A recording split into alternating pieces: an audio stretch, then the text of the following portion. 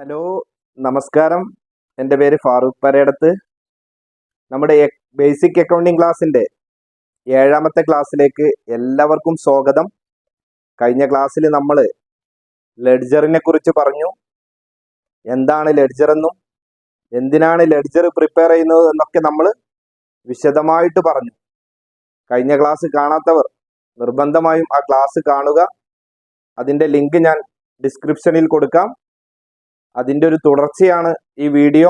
നമ്മൾ കഴിഞ്ഞ ക്ലാസ്സിൽ പറഞ്ഞിരുന്നു പാർട്ട് 1 കഴിഞ്ഞ ക്ലാസ്.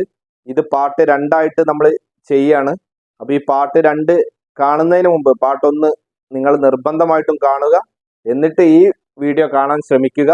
അതുപോലെ നിങ്ങൾ ആദ്യമായിട്ടാണ് എൻ്റെ ചാനൽ കാണുന്നതെങ്കിൽ എൻ്റെ ചാനൽ സബ്സ്ക്രൈബ് ചെയ്യുക. തൊട്ടടുത്തുള്ള ബെൽ ബട്ടൺ എനേബിൾ ചെയ്താൽ ഞാൻ വീഡിയോ അപ്ലോഡ് ചെയ്യുന്ന സമയത്ത് തന്നെ നിങ്ങൾക്ക് നോട്ടിഫിക്കേഷൻ ലഭിക്കുന്നതാണ്. ഇഷ്ടപ്പെട്ടാൽ ലൈക്ക് ചെയ്യുക, നിങ്ങളുടെ കൂട്ടുകാരിലേക്ക് ഷെയർ ചെയ്ത് കൊടുക്കുക. നിങ്ങളുടെ അഭിപ്രായങ്ങളൊക്കെ കമൻ്റായിട്ട് രേഖപ്പെടുത്തുക. നമുക്ക് നേരിട്ട് വീഡിയോയിലേക്ക് കടക്കാം. നമ്മൾ പറഞ്ഞു ലെഡ്ജറിലേക്ക്, ജേണലിൽ നിന്ന് ലെഡ്ജറിലേക്ക് എഴുതുന്നതിന് നമ്മൾ പോസ്റ്റിംഗ് എന്ന് പറയും. എങ്ങനെയാണ് ഒരു ജേണൽ എൻട്രിയിൽ നിന്ന് പോസ്റ്റ് ചെയ്യുന്നത്, ലെഡ്ജറിലേക്ക് പോസ്റ്റ് ചെയ്യുന്നത് എന്നാണെന്ന് നമ്മൾ കാണിക്കാൻ പോകുന്നത്. അതിന് ഞാൻ കുറച്ച് ജേണൽ എൻട്രി ഇവിടെ തന്നിട്ടുണ്ട്. ഒരു 6 ജേണൽ എൻട്രി. അത് ഒന്നാമത്തത് നമ്മൾ ബിസിനസ് സ്റ്റാർട്ട് ചെയ്തപ്പോൾ ഓണർ കൊണ്ടുവന്ന ക്യാപിറ്റലാണ്. Cash account debtor to capital നമ്മൾ പറഞ്ഞിട്ടുണ്ട്. ഒരു ട്രാൻസാക്ഷൻ കിട്ടിയാൽ എങ്ങനെ ജേണൽ ചെയ്യുക എന്ന് നമ്മുടെ മുന്നത്തെ വീഡിയോയിൽ നമ്മൾ പറഞ്ഞിട്ടുണ്ട്. ആ വീഡിയോ കാണാത്തവരെ കാണുക, നിർബന്ധമായിട്ടും കാണുക. എന്നാലേ ഈ പറയുന്ന കാര്യങ്ങൾ മനസ്സിലാവുള്ളൂ.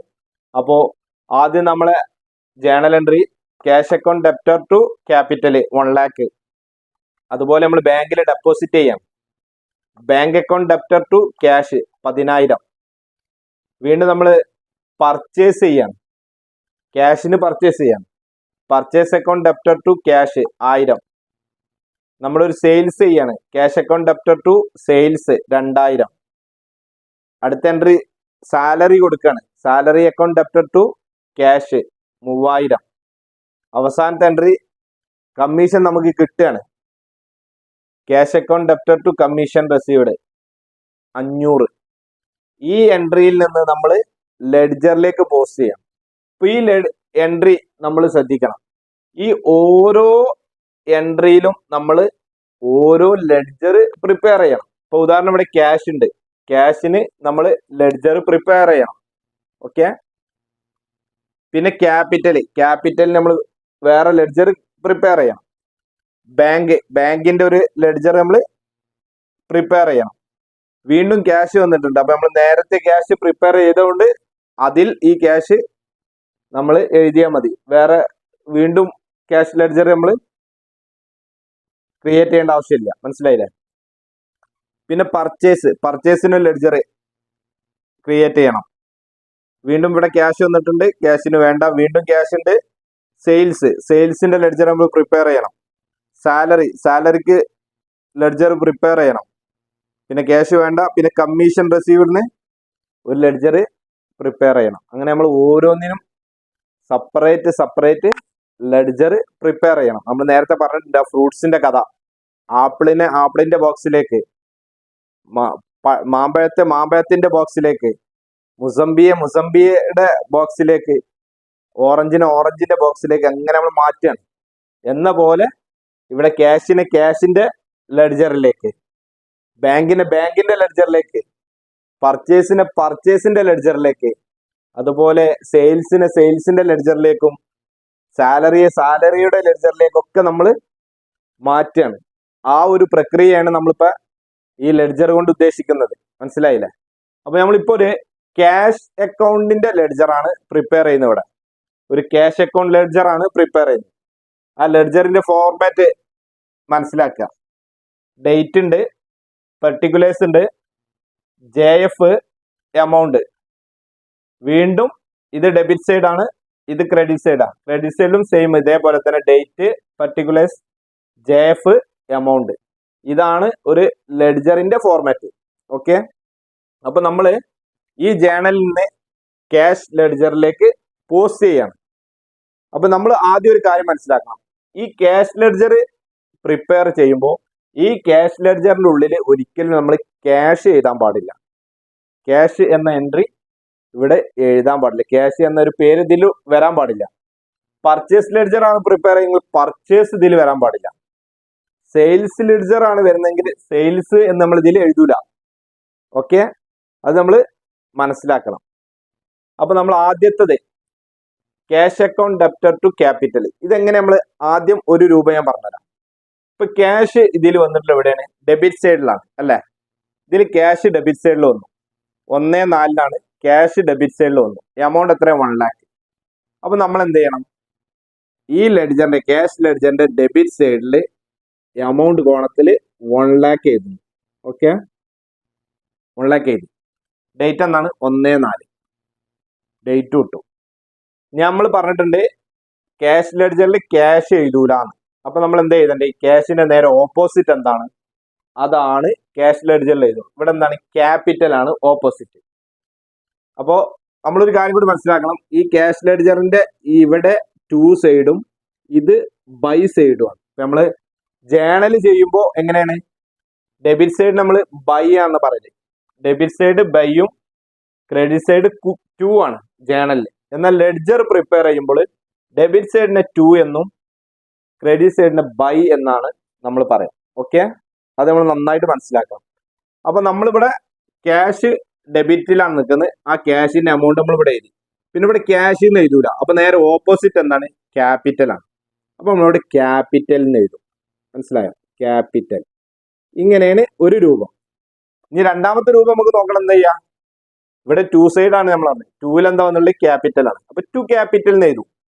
ഈ എൻട്രിയിലെ ക്യാഷ് എഴുതൂല. ക്യാഷിന്റെ ഓപ്പോസിറ്റ് 2 ക്യാപിറ്റൽ എന്നാണ്. അപ്പൊ 2 സൈഡിൽ ക്യാപിറ്റൽ എഴുതും. ഈ രൂപത്തിലും മനസ്സിലാക്കുക. അപ്പൊ ഏത് രൂപമാണെങ്കിൽ എളുപ്പം ആ രൂപത്തിൽ മനസ്സിലാക്കുക.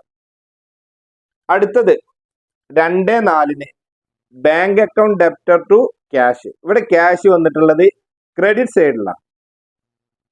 ഇവിടെ ഡെബിറ്റ് സൈഡിലാണ് ക്യാഷ് വന്നത്. ഇവിടെ ക്രെഡിറ്റ് സൈഡിലാണ്. എമൗണ്ട് എത്ര? 10,000. അപ്പൊ നമ്മൾ എന്ത് ചെയ്യണം? ക്യാഷ് അക്കൗണ്ട് ലെഡ്ജറിന്റെ ക്രെഡിറ്റ് സൈഡിൽ 10,000 എമൗണ്ട് എഴുതും. ഓക്കെ, ഡേറ്റ് എന്താണ്? 2/4. 2/4 ഡേറ്റ് കൊടുക്കും. എന്നിട്ട് നമ്മൾ പറഞ്ഞു ക്യാഷ് ലെഡ്ജറിൽ ക്യാഷ് എഴുതൂല എന്ന്. അതിന്റെ ഓപ്പോസിറ്റ് എന്താണ്? അതാണ് എഴുതുക. അപ്പൊ ഓപ്പോസിറ്റില് ബാങ്ക് ആണ്. അപ്പൊ നമ്മൾ ഇവിടെ ബാങ്ക് എന്ന് എഴുതും. മനസ്സിലായി? ഇതൊരു രൂപം. രണ്ടാമത്തെ രൂപം ക്യാഷിന്റെ ഓപ്പോസിറ്റ് ബാങ്ക് എഴുതും. ബാങ്ക് ബൈ സൈഡിലാണ് ഉള്ളത് എന്ന് നമ്മൾ പറഞ്ഞു. ഇത് ജേണലിന്റെ ബൈ സൈഡാണ്. അപ്പൊ നമ്മൾ ആ ബാങ്ക് ഇതാ ഇവിടെ ബൈ സൈഡിൽ ബാങ്ക് എന്ന് എഴുതും. അങ്ങനെയും മനസ്സിലാക്കാം. ഓക്കെ, നിങ്ങൾക്ക് എളുപ്പം എങ്ങനെയാണ് ആ രൂപത്തിൽ മനസ്സിലാക്കാം. അടുത്ത 3 purchase account debtor to cash. ഇവിടെ ക്യാഷ് വന്നിട്ടുണ്ട്. അപ്പൊ നമ്മൾ ക്യാഷ് എവിടെയാണ്? ഇവിടെ വന്നിട്ടുള്ളത് ക്രെഡിറ്റ് സൈഡിലാണ് ക്യാഷ് വന്നിട്ടുണ്ട്. എത്ര എമൗണ്ട്? 1000. അപ്പൊ നമ്മൾ ക്യാഷ് ലെഡ്ജറിന്റെ ക്രെഡിറ്റ് സൈഡിൽ 1000 എന്ന് എഴുതും. ഓക്കെ, എന്നിട്ട് നമ്മൾ പറഞ്ഞു ക്യാഷ് എഴുതൂല. ക്യാഷിന്റെ ഓപ്പോസിറ്റ് എന്താണ്? അതാണ് എഴുതാൻ. ഇവിടെ ഓപ്പോസിറ്റ് എന്താവുന്നുള്ളത്? പർച്ചേസ് ആണ്. അപ്പൊ നമ്മൾ ഇവിടെ ബൈ പർച്ചേസ് എന്ന് പറഞ്ഞാണ്ട് എഴുതുന്നു. By purchase. ഓക്കെ, മനസ്സിലായോ?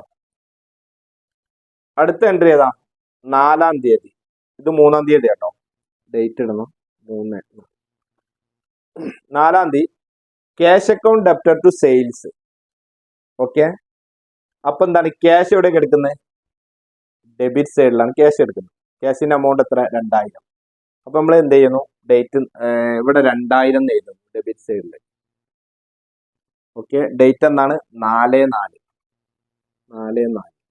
എന്നിട്ട് നമ്മൾ പറഞ്ഞു ക്യാഷ് എഴുതൂല. ക്യാഷിന്റെ ഓപ്പോസിറ്റ് എന്താണ്? സെയിൽസ്. അപ്പൊ സെയിൽസ് ആണ് എഴുതല്. അപ്പൊ ഇവിടെ 2 സെയിൽസ്. ഓക്കെ, മനസ്സിലായില്ല എല്ലാവർക്കും?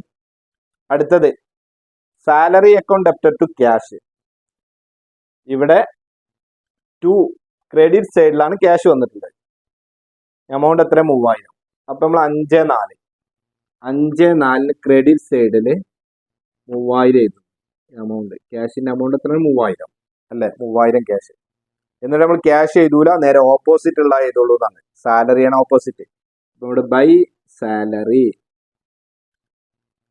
ഓക്കെ, അത് എഴുതി. ഇനി അവസാനത്തെ entry cash account debtor to commission. ഇവിടെ ക്യാഷ് ഡെബിറ്റ് സൈഡിലാണ് വന്നിട്ടുള്ളത്, എമൗണ്ട് 500. അപ്പൊ നമ്മൾ എന്ത് ചെയ്തുന്നു, ഈ ഡെബിറ്റ് സൈഡിൽ 500 എമൗണ്ട് എഴുതുന്നു, ഡേറ്റ് എഴുതുന്നു 6/4. എന്നിട്ട് നമ്മൾ പറഞ്ഞു ക്യാഷ് എഴുതൂല, ക്യാഷിന്റെ ഓപ്പോസിറ്റ് എന്താണ് അതാണ് എഴുതാറ്. ഇവിടെ എന്താണ് കമ്മീഷൻ ആണ്. നമ്മൾ എന്ത് ചെയ്തു ടു കമ്മീഷൻ. മനസ്സിലായില്ല എല്ലാവർക്കും? ടു കമ്മീഷൻ എന്ന് നമ്മൾ എഴുതി. ഇപ്പൊ നമ്മള് ഈ ജേണൽ എൻട്രിയിലുള്ള ക്യാഷ് എല്ലാം നമ്മൾ എഴുതി. എത്ര ഉണ്ട്? 1 2 3 4 5 6 3 6. നമ്മൾ ആ എൻട്രി മുഴുവൻ ക്യാഷ് ലെഡ്ജർ, ഇതിലുള്ള ക്യാഷ് ലെഡ്ജർ നമ്മൾ പ്രിപ്പയർ ചെയ്തു. ഇനി എന്താ നമ്മൾ ചെയ്യേണ്ടത്? ഇത് ബാലൻസ് ചെയ്യണം. അപ്പൊ നമ്മൾ എന്ത് ചെയ്യുന്നു, ഇവിടെ ലൈൻ ഇടുന്നു, ഇവിടെ ലൈൻ ഇടുന്നു. എന്നിട്ട് നമ്മൾ എന്ത് ചെയ്യണം, ഈ ക്രെഡിറ്റ് സൈഡിലെ എമൗണ്ടും അതേപോലെ ഡെബിറ്റ് സൈഡിലെ എമൗണ്ടും കൂട്ടാം. എന്നിട്ട് ഏത് എമൗണ്ട് ആണോ കൂടുതലുള്ളത് ആ എമൗണ്ട് രണ്ട് സൈഡ് കൊടുത്തേതാണ്. അപ്പൊ നമ്മൾ ഇവിടെ കൂട്ടിയപ്പോൾ 10,000 1000 3000 14,000 ഉള്ളൂ. ഇവിടെ കൂട്ടിയപ്പോൾ 1,00,000 2000 2000 1,02,500 ഉണ്ട്. അപ്പൊ കൂടുതൽ എമൗണ്ട് എവിടെയാണ്? ഡെബിറ്റ് സൈഡിലാണ് വന്നത്. അപ്പൊ നമ്മൾ ഈ 1,02,500 ഇവിടെ എഴുതി. അതേ എമൗണ്ട് ഇവിടെ എഴുതുന്നു, 1,02,500. വലിയ എമൗണ്ട് ഏതാണ് കിട്ടിയത്? ആ എമൗണ്ട് രണ്ട് സൈഡ് കൊടുത്തേരുന്നു. മനസ്സിലായില്ലേ? ഇനി നമ്മൾ എന്ത് ചെയ്യേണ്ടി, ഈ 1,02,500 ഈ 10ഉം 1000 3000 14,000 മൈനസ് ചെയ്യാം. എന്നിട്ട് കിട്ടുന്ന എമൗണ്ട് എത്രയെന്ന് നോക്കാം. അപ്പൊ നമ്മൾ മൈനസ് ചെയ്യുമ്പോൾ എത്ര കിട്ടുന്നല്ലോ? 88,500 കിട്ടും. 88,500. മനസ്സിലാവും? ഇപ്പൊ ഇത് മുഴുവൻ കൂട്ടുമ്പോൾ 1,02,500 കിട്ടും. അപ്പൊ ഈ 88,500 അവിടെ നമ്മൾ എന്ത് ചെയ്യണം? By balance carry down C/D carry down എന്നാണ് നമ്മൾ ഇത് എഴുതും. മനസ്സിലായോ? ഇപ്പോ ഇവിടെ ഈ എമൗണ്ട് എഴുതിയപ്പോ 1,02,500 1,02,500. അപ്പൊ ഈ ബാലൻസ് CD നമ്മൾ എഴുതുന്നത് ഈ മാസം ലാസ്റ്റ് ആണ്, ഇതിന്റെ ലാസ്റ്റ് ഡേറ്റിൽ, അതായത് 30/4. ഓക്കെ, ഇതിനിടയിൽ പിന്നെ ഒരു ട്രാൻസാക്ഷൻ വന്നിട്ടില്ല. അപ്പൊ 30/4 നമ്മൾ ബാലൻസ് CD എന്ന് പറഞ്ഞിട്ട് 88,500 എഴുതി. എന്നിട്ട് നമ്മൾ എന്ത് ചെയ്യണം,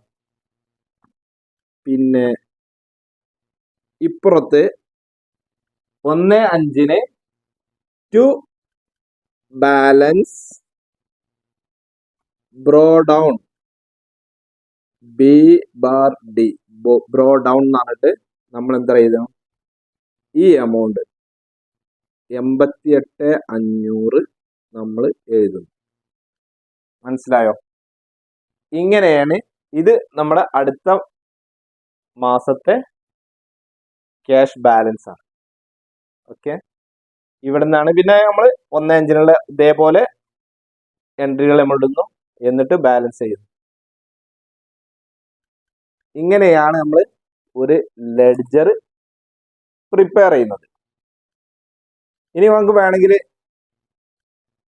ഒരു ലെഡ്ജറും കൂടി വേണം പ്രിപ്പയർ ചെയ്യാം. ക്യാപിറ്റൽ എങ്ങനെയെന്ന് നമുക്ക് ചെയ്തു നോക്കാം. അപ്പൊ നമുക്ക് ഈ ക്യാപിറ്റൽ ലെഡ്ജറും കൂടി ഒന്ന് പ്രിപ്പയർ ചെയ്യാം. ഓക്കെ, അപ്പൊ നമ്മൾ ക്യാപിറ്റൽ അക്കൗണ്ട് ഇവിടെ എഴുതി. ഇതിൽ ക്യാപിറ്റൽ ഒറ്റ എൻട്രി ഉള്ളൂ. അപ്പൊ ഏതാ ഡേറ്റ്? 1/4. ക്യാപിറ്റൽ എവിടെയാണ് വന്നെടുക്കുന്നത്? ക്യാപിറ്റൽ ക്രെഡിറ്റ് സൈഡിലാണ് വന്നെടുക്കുന്നത്. അപ്പൊ നമ്മൾ എന്ത് ചെയ്യണം, എമൗണ്ട് എത്ര? 1,00,000. ഇവിടെ നമ്മൾ ക്രെഡിറ്റ് സൈഡിൽ 1,00,000 എഴുതുന്നു. എന്നിട്ട് ഡേറ്റ് എത്രയാണ്? 1/4 എഴുതുന്നു. എന്നിട്ട് നമ്മൾ പറഞ്ഞു ക്യാപിറ്റലിന്റെ ലെഡ്ജറിൽ ക്യാപിറ്റൽ എന്ന് എഴുതൂല. അവിടെ എന്താണ്? ക്യാപിറ്റലിന്റെ ഓപ്പോസിറ്റ് എന്താണ്? ക്യാഷ് ആണ്. ക്യാഷ് എന്നാണ് എഴുതുക. അപ്പൊ ഇവിടെ ബൈ ക്യാഷ് 1,00,000. വേറെ ക്യാപിറ്റൽ എവിടെയും വന്നിട്ടുണ്ടോ? ഈ എൻട്രിയിൽ എവിടെയും ക്യാപിറ്റൽ വന്നിട്ടില്ല. അപ്പൊ നമ്മൾ ഒരൊറ്റ എൻട്രി ഉള്ളൂ. അപ്പൊ നമ്മൾ എന്ത് ചെയ്യുന്നു, ഇത് ഇതേപോലെ ബാലൻസ് ചെയ്യുന്നു. ഓക്കെ, അപ്പൊ എത്രയാണ് എമൗണ്ട്? ഇവിടെ 1,00,000. വലിയ എമൗണ്ട് ഇതല്ല, അത് ഇവിടെ എഴുതുന്നു. ഓക്കെ, 1,00,000 എഴുതി. എന്നിട്ട് നമ്മൾ ഇത് 1,4. ഇനി 30/4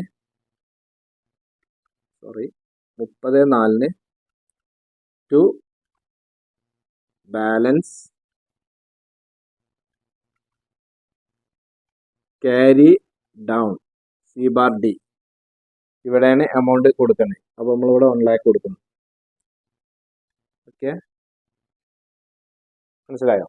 എന്നിട്ട് നമ്മൾ അടുത്ത മാസം 1/5 ഈ ബാലൻസിന് നമ്മൾ ബ്രോ ഡൗൺ ചെയ്യുന്നു. Balance by balance brought down B/D. Amount എത്ര?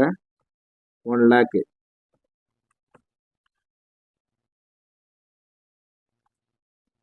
ഇങ്ങനെയാണ് ക്യാപിറ്റലിന്റെ ലെഡ്ജർ നമ്മൾ എന്ത് ചെയ്യുന്നത്? ബാലൻസ് ചെയ്യുന്നത്.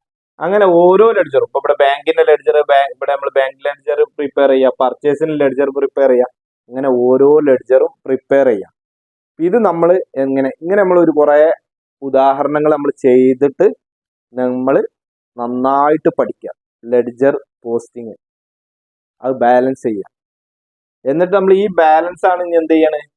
നമ്മൾ അടുത്തത് ട്രയൽ ബാലൻസ് ആണ് നമ്മൾ പഠിക്കാൻ പോകുന്നത്.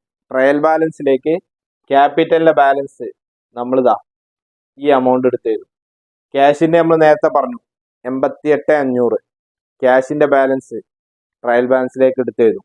അങ്ങനെ ഈ ലെഡ്ജർ ബാലൻസുകളാണ് ട്രയൽ ബാലൻസിലേക്ക് നമ്മൾ എടുത്ത് എഴുതുന്നത്, ഈ ബ്രോ ഡൗൺ ചെയ്ത എമൗണ്ടുകൾ. അതിപ്പോൾ നിങ്ങൾക്ക് നന്നായിട്ട് മനസ്സിലായില്ലേ?